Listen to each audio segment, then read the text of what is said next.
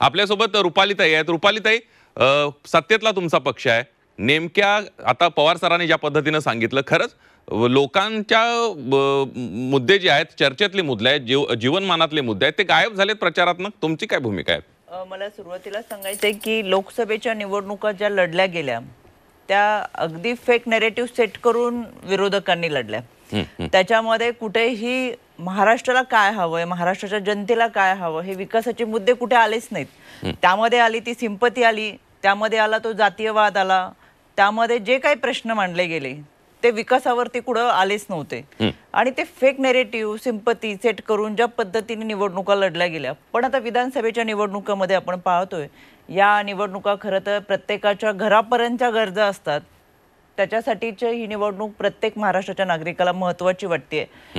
Deepak sir जसे बोलले की काही योजना येतात आणि त्या योजना जर आपण आणल्या तर आणणं गरजेचं आहे का, तर मला आवर्जून सांगायचं आहे की संजय गांधी निराधार योजना असेल, इंदिरा गांधी श्रावण बाळ योजना असेल, विधवा पेन्शन योजना असेल, अनेक योजना आहेत ज्या वर्षानुवर्ष चालत आल्या, पण या योजनांवरती कधी चर्चा झाली नाही. ते ग्राह्य धरून की ह्या योजना गरजेच्या आहे. आता संजय गांधी निराधार योजना ह्या विधवा निराश्रित महिलांसाठी सुरू केल्या जातात आणि आपण ती ग्राह्य धरतो, नाही ती पाहिजेच आणि ती पुढे चालू राहायला पाहिजे. पण जेव्हापासून लाडकी बहीण योजना आली तर सुरुवातीपासूनच अगदी आदरणीय दादांनी 10व्यांदा अर्थसंकल्प मांडला आणि सभागृहामध्ये ती योजना मांडायला सुरुवात केली, तेव्हापासूनच विरोधकांनी खरं तर ज्या महिला खासदार होत्या किंवा म्हणजे रुपालीताई, लोकांच्या गरजेच्या गोष्टी आहेत त्या किंवा योजना आहेत त्यांच्याकडे दुर्लक्ष झालेलं नाही असं तुमचं म्हणणं आहे. आपल्यासोबत सचिन सावंत सुद्धा काँग्रेसचे जोडले गेलेले आहेत, ते सुद्धा या चर्चेमध्ये आता सहभागी होणार आहेत. लवांडेजींच्याकडे जाणार आहे. लवांडेजी, आपण पवार सर असतील किंवा देसाई सरांनी मगाशी ज्या पद्धतीनं विश्लेषण केलं, कमलेश सरांनी सुद्धा ज्या पद्धतीने सांगितलं की खरंच लोकांच्या जिव्हाळ्याचे प्रश्न या निवडणुकीतून बाजूला राहिलेत का, आणि तुमच्यानंतर मला मनसेची सुद्धा आणि वंचितची भूमिका जाणून घ्यायची आहे. बोला. नाही, खरं तर आमच्याकडनं जर विचारलं, महाविकास आघाडीचं जर तुम्ही पाहिलं प्रचाराचे मुद्दे, तर आम्ही लोकांच्या मुद्द्यावरच निवडणूक लढत होतो, हे आपल्या लक्षात येईल. म्हणजे आमचे महागाईचा मुद्दा होता, बेरोजगारीचा मुद्दा होता, शेती आणि शेतकऱ्यांच्या प्रश्नांचा मुद्दा होता, महिलांच्या सुरक्षतेचा प्रश्न होता. या सगळ्या मुद्द्यावर आम्ही लढत होतो. या उलट महायुतीच्याकडनं जे मुद्दे येत होते पुढे, बटेंगे तो कटेंगे, एक है तो सेफ है, असे काही काही मुद्दे येत होते पुढे. हिंदुत्व आणि मुस्लिमांचे मुद्दे सुद्धा मध्ये काढले गेले. हे सगळं होत असताना आता जसं रुपालीताई म्हणल्या की लाडकी बहीण योजनेच्या संदर्भात आक्षेप कोणालाच नाही. आक्षेप याच्यावर आहे की तो GR काढताना त्या GR मध्ये काय सांगितलं की लोह कमी आहे महिलांच्या मध्ये आणि त्यांना ॲनिमिया आहे, अशा पद्धतीचा GR काढला.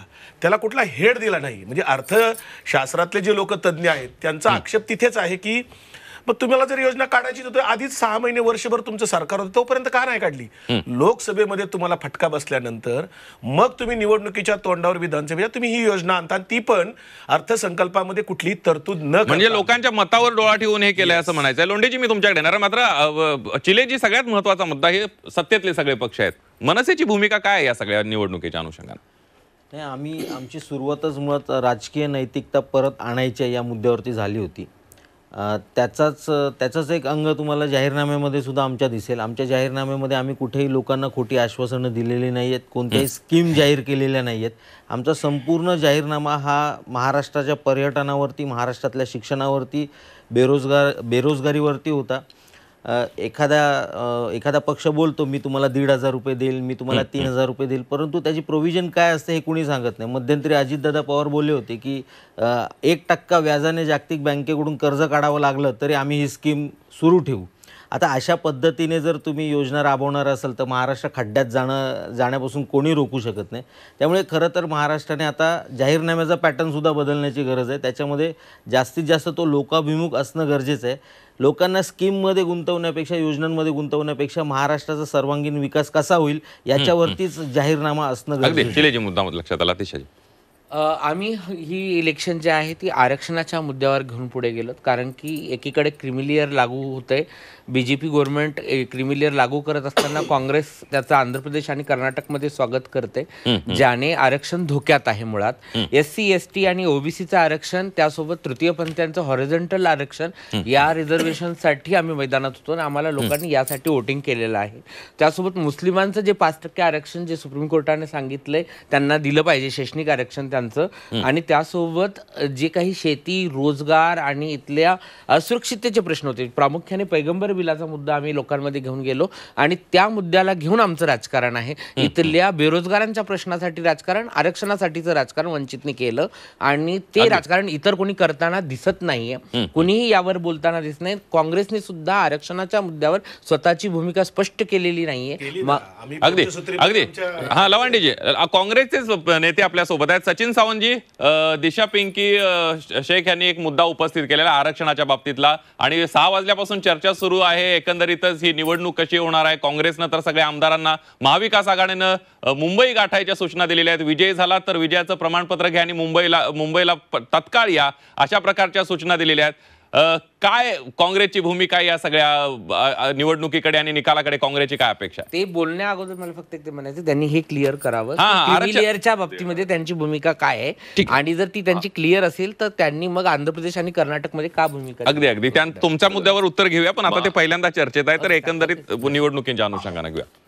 सचिनजी, असं आहे की महाविकास आघाडी सत्तेमध्ये येणार याच्याबद्दल आमच्या मनामध्ये कुठल्याही तऱ्हेचं दुमत नाही, शंका नाही आणि त्यामुळेच जे आमदार आता निवडून येतील त्यांना तात्काळ बोलवणं, कारण या अगोदर बऱ्याचदा कसं असतं की ताकही फुंकून फुंकून पियावं लागतं. अनेकदा भारतीय जनता पक्षानं ज्या पद्धतीची कुटील कारस्थानं केलेली आहेत या देशामध्ये अनेक सरकार स्थापन होत असताना आणि कशा पद्धतीनं सत्तेवर जनादेश नसताना देखील आलेले आहेत ते पाहता आम्हाला हे करणं क्रमप्राप्त आहे. त्यामुळे दुपारनंतर ज्या वेळेला निकाल लागतील संध्याकाळपर्यंत तरी आमच्याकडे सगळेजणांनी यावं अशा पद्धतीचे आमचं त्यांना निर्देश आहेत. आणि एकंदरीत मी आता ऐकत होतो निवडणुकीची ज्या पद्धतीनं फेक नॅरेटिव्ह वगैरे अशा पद्धतीचं एक चित्र, ज्यांचं फेक नॅरेटिव्ह वरती प्रभुत्व आहे आणि देशामध्ये त्यांनी 2014 पासून ज्या पद्धतीने आले त्यांचा साथ देणारे लोक आज मला फेक नॅरेटिव्ह बद्दल काँग्रेस पक्ष किंवा विरोधी पक्षानं म्हणतात हे आश्चर्य वाटतं.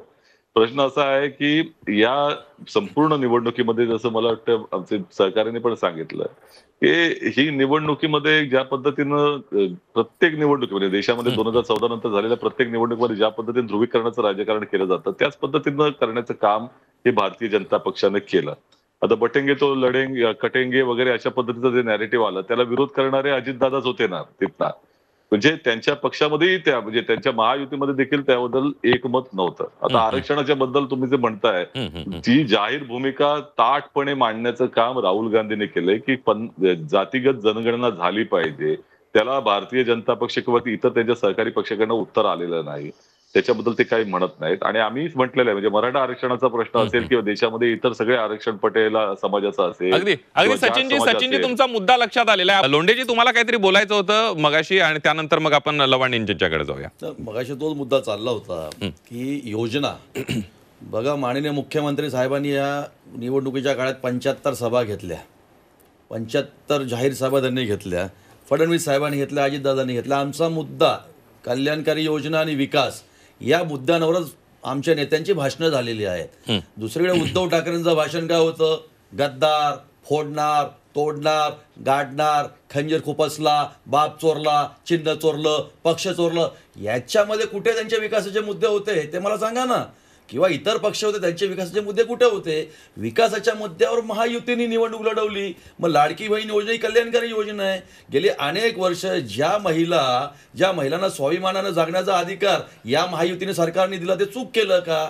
जे 1500 रुपये आमचे होते, 1500 रुपये ज्यांना कोणाला 1500 रुपये म्हणजे एकदम किरकोळ वाटत असतील पण त्या महिलांसाठी 1500 रुपये हे त्यांचं जगण्याचं एक साधन या महायुती सरकारने निर्माण करून दिलं. मी तुम्हाला एक घटना सांगतो. परवा माझ्या विभागात मी राहतो, ते काँग्रेसचं घराणं आहे, पण त्या घरामध्ये त्या महिला बसल्या होत्या, त्यांच्याच चर्चा चालली होती की आपण काँग्रेसचे मतदार आहोत, आपण महाविकास आघाडीचे जे उमेदवार आहेत त्यांना आपण मत देऊया. पण त्यांच्या सुना बोलल्या नाही, आम्हाला एकनाथ शिंदे साहेब असतील यांनी आम्हाला जगण्याचं एक नवं साधन, एक स्वाभिमान उपलब्ध करून दिलाय, हा हक्काचा भाऊ आमचा आहे, आम्ही त्या पक्षालाच महायुतीलाच मतदान करू. म्हणजे कुठेतरी हे सरकार, महायुती सरकार, एकनाथ शिंदे साहेब असतील, DF साहेब असतील किंवा अजितदादा असतील, हे महाराष्ट्रामध्ये जे विकासाचे मुद्दे घेऊन आले, जे कल्याणकारी योजना घेऊन आल्यात, अगदी लोंढेजी मुद्दा लक्षात आला. म्हणजे तुम्ही विकासाच्या मुद्द्यावर हे सगळं केलेलं आहे. राजकीय प्रतिनिधी सुद्धा आपल्या सोबत आहेत, राजकीय विश्लेषक. लवांडेजी, तुम्ही मगाशी मगाशी काहीतरी आरक्षणावरचा मुद्दा मांडत होता दिशाजींच्या मुद्द्यावर.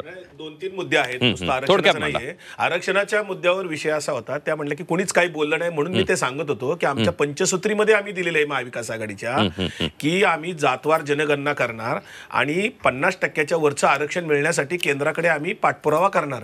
हे आम्ही जाहीरपणे पंचसूत्रीत आमच्या दिलेले जाहीरनाम्यात आहे. दुसरा मुद्दा राहिला लाडक्या बहिणीच्या अनुषंगाने, हे जे सारखे चाललंय आणि आम्ही विकासाच्या मुद्द्यावर लढलो आणि आम्ही पक्षफुटीच्या मुद्द्यावर बोलायचं नाही का, बोलायचं नव्हतं का, हा आमचा सगळा मुद्दा आहे. आणि लाडकी बहीण योजना नेमकी कोणाची होती? एकनाथ शिंदे म्हणत होते मुख्यमंत्री लाडकी बहीण योजना, तिकडे बीजेपीचे म्हणत होते देवा भाऊ असं फ्लेक्स लावून होते, राज्यभर होर्डिंग लावून होते, आणि अजितदादा तर नुसतंच लाडकी बहीण योजना म्हणत होते, मुख्यमंत्री शब्द काढत होते त्याच्यातलं. हे नेमकं ते त्यांच्यात सुद्धा मेळ नव्हता आणि म्हणून ती योजना ज्या पद्धतीने यायला पाहिजे होती, मगाशी मी म्हटल्याप्रमाणे की त्यांनी बजेटमध्ये तरतूद न करता घाईघाईने आणलेली योजना होती. त्याच्यामध्ये अजितदादांचं जे एक स्टेटमेंट होतं एकदा मध्यंतरी प्रचारात की ज्या शेतकऱ्याचा 800 टन ऊस जातो त्याची बायको सुद्धा ही योजना घेते. मग हे सगळे क्रायटेरिया लावायचे होते तुम्हाला, तर आधीच लावायचे. अगदी रुपालीताई, जेव्हापासून मी सुरुवातीलाच सांगितलं, खरी विरोधकांची पोटदुखी लाडकी बहीण योजना ही प्रचंड मोठ्या प्रमाणात यशस्वी झाली. 2,40,00,000 महिलांपर्यंत ही योजना पोहोचली आणि राजकीय इतिहासातली ही पहिलीच योजना आहे की थेट सरकारमधून महिलांच्या खात्यामध्ये कोणीही मध्यस्थी नाही, भ्रष्टाचार मुक्त महाराष्ट्र. आणि मग ह्या सगळ्या योजना महिलांपर्यंत पोहोचत असताना त्या केवळ शहरी भाग नाही तर ग्रामीण भाग, वाड्या, ऐका लवांडेजी, ऐका ना, बोलू देत लवांडेजी, बोलू देत त्यांना, तुम्ही नंतर बोला ना. रुपालीताई बोला, लवांडेजी. ही अशी सिस्टीम बंद झाली पाहिजे. लवांडेजी त्यांना बोलू द्या, त्यांचं बोलून झाल्यावर तुम्ही बोला. आणि हे मॅच्युरिटी कमी असल्याचं लक्षण आहे. त्याच्यामुळे यामध्ये काय होतंय, वाड्या, वस्त्या आणि पाड्यांपर्यंत पोहोचलेली ही योजना आहे. याच्यामध्ये सुरुवातीपासून ही योजना यशस्वी होताना महिलांनी त्याचं मनापासून स्वागत केलं. महाविकास आघाडीला काय झालं की जनतेसमोर जाताना मुद्देच नाहीयेत, म्हणून ती सिंपती, रडगाणं आणि ह्या सगळ्या मुद्द्यांवरती मतं मागायचं अजूनही शेवटपर्यंत ड्रामा सुरू झाला. जर ही योजना चुकीची होती असं सुरुवातीपासून ते सांगतात, हायकोर्टामध्ये गेले, याचिका दाखल केली, ही योजना 1,500 मध्ये महिलांना विकत घेता का म्हणणारे. मला एकच प्रश्न विचारायचा आहे, त्यांनी पंचश्रुती धोरण मांडलं, त्या पंचसूत्रीमध्ये पहिलंच वाक्य आम्ही सत्तेत आल्यानंतर आम्हाला मतदान करा 3,000 देऊ. मग तुम्ही 3-4 महिने झालं घसा तोडून जे ओरडत होता की 1,500 नाही, लाडकी बहीण नको, ही योजना अशी आहे, ती चुकीची आहे, ती निवडणुकीचा जुमला आहे, मतदानावरती डोळा आहे, मग तुमच्या या धोरणामध्ये ही योजना अगदी रुपालीताई मुद्दा लक्षात आला. आता तुम्ही एक महिला नेते आहात, महिला आयोगाच्या अध्यक्ष सुद्धा आहात. आपल्यासोबत अजून एक महिला नेत्या जोडल्या गेलेल्या आहेत, संजना घाडीजी आहेत, शिवसेना ठाकरे गटाच्या नेत्या. संजना घाडीजी, रुपालीताईंनी मांडलेले लाडकी बहीण योजनेसंदर्भातले मुद्दे तुम्ही ऐकलेले आहेत, काय म्हणणं आहे तुमचं?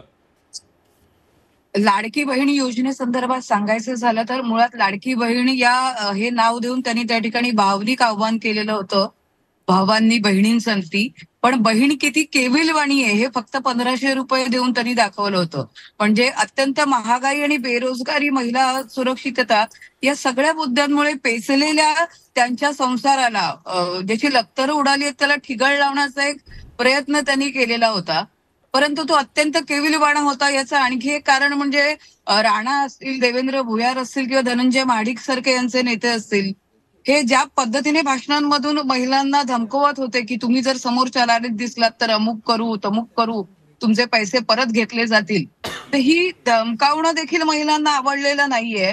किंवा 1,500 रुपये या खिशात घालायचे आणि त्यानंतर दुसऱ्या बाजूला गेल्या 5 महिन्यात तेलाचे, कडधान्यांचे, भाज्यांचे वाढलेले प्रचंड भाव. अगदी काल परवा 15-16 रुपये असलेला कांदा 120 रुपये, लसूण 500 रुपयापर्यंत गेलेली आहे. आता स्टॅम्प पेपर जो 100 रुपयाचा होता तो देखील 500 अगदी संजनाजी तुमचा मुद्दा लक्षात आला. एकीकडे बहिणींना 1,500 दिलेत, महागाई काय कमी होताना दिसत नाही. राहुल लोंढेजींना काहीतरी बोलायचं. राहुलजी बोला, आपल्याला एक छोटासा ब्रेक सुद्धा घ्यायचा आहे. ताई ज्या बोलल्या की केविलवाना प्रयत्न आहे लाडक्या बहिणींना वगैरे, ही जेव्हा योजना महायुती सरकारने जाहीर केली, शासकीय कार्यालय असतील, तहसील कार्यालय असतील किंवा राजकीय पक्षाचे आमच्या महत्वाचे कार्यालय असतील, आम्ही फलक लावून महिलांना तिकडे बोलून त्यांचे अर्ज भरत होतो. मुंबईतल्या उभाटाच्या ज्या शाखा आहेत, उद्धव बाळासाहेब ठाकरे ज्या पक्षाच्या शाखा आहेत, तिथेही फलक लागले होते ना, त्यांच्या शाखेतही महिलांचे अर्ज भरून घेतले होते ना, तेव्हा का त्यांना बहिणी केविलवाण्या वाटल्या? अहो त्या योजना त्यांनी 1 मिनिट त्या योजनेने फलक लावले. फक्त मुख्यमंत्री काढलं लाडकी बहीण योजनेचे, दहीसर असेल, मागाटणे असेल, ज्या ज्या उभाटाच्या शाखा होत्या तिथेही महिलांचे अर्ज भरून घेतले. त्यावेळेस आम्हाला जाहीर करावं लागलं. मी तुम्हाला एकदम स्पष्टपणे सांगतो की आम्ही बहिणींना सांगितलं की बाबा योग्य ठिकाणी अर्ज भरा, ही योजना कुठेतरी बदनाम करण्याचं एक षडयंत्र आहे. तुमचे फॉर्म स्वीकारले जातील तुमच्या यांच्या शाखांमधून आणि ते बाद केले जातील आणि कुठंतरी योजना फसवी आहे, फेक अगदी आहे. अगदी लोंढेची मुद्दा लक्षात आला. लवांडेजी, मी येणार आहे तुमच्याकडे. दिशा तुमचा मुद्दा मांडा, आपण एक ब्रेक घेऊया. मला महत्वाचे काही मुद्दे मांडायचे की 2014 पासून केंद्रात बीजेपी आहे, तरीही महिलांना 1500 रुपये द्यायची वेळ का आली आहे? महिला सक्षमीकरणासाठी त्यांनी का केलेलं नाही काही? दुसरी गोष्ट आहे की 2,40,00,000 महिला जर ही योजना घेत आहेत, याचा अर्थ 2,40,00,000 महिलांना अजूनही त्या 1500 रुपयाची वाट बघावी लागते, त्याची आस लागते. याचा अर्थ आपण डेव्हलपमेंटवर काम केलेलं नाही. हे सरकारचं फसवं विकासाचं स्वप्न आहे, जे आता गणले आणि लोकांनी आता त्याच्याकडे उघड डोळ्याने बघितलं पाहिजे. आणि महागाई, रोजगार, शिक्षण, आरक्षण अगदी म्हणजे महत्वाच्या प्रश्नांकडे आता एक छोटासा ब्रेक घेणार आहोत. मात्र या सगळ्यावर राजकीय पक्षांनी जे जे मुद्दे मांडले त्यावर आपले हेमंत देसाई सर आहेत किंवा दीपक पवार सर आहेत, या राजकीय विश्लेषकांचं मत काय, या योजनांकडे ते राजकीय विश्लेषक कशा नजरेने बघतात, हे सुद्धा आपल्याला बघायचं. एक छोटासा ब्रेक घेऊन पुन्हा परतूयात. पहा झी 24 तास.